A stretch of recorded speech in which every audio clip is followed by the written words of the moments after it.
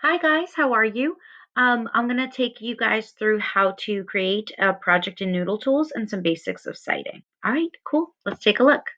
The first thing is that you can just go ahead and enter the URL noodletools.com.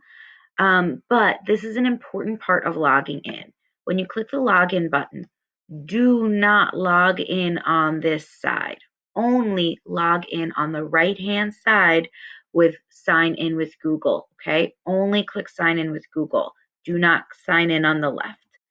All right, so click sign in with Google. Once you do that, select your school Google address only.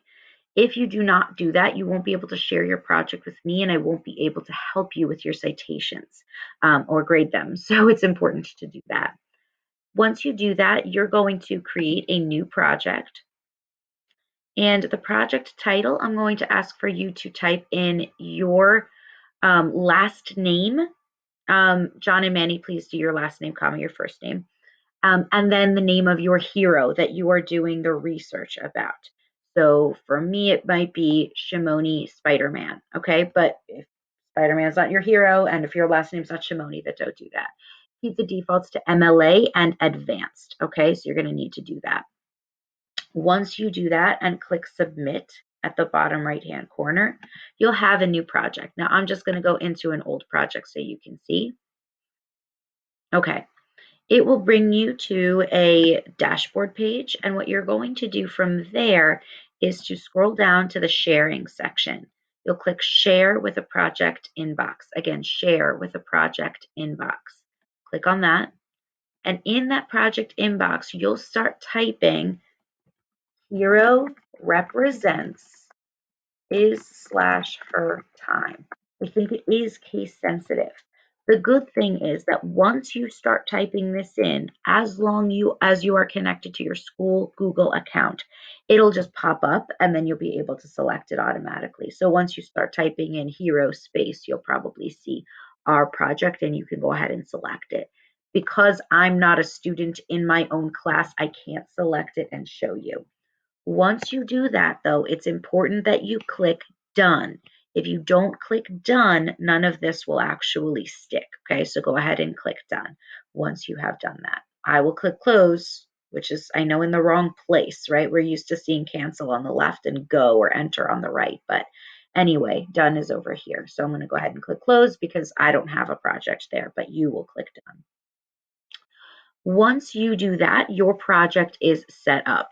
This is the part that you have to have done for Tuesday for this project. So just go ahead and set that up for before class on Tuesday at 11:30. Okay. Next, once you are ready to actually cite, we will use this sources tab. All right. I'm going to go ahead and click there so you can see. You'll click New Source for every new source you want to create. And the first thing that they'll ask you is, where did you get this source?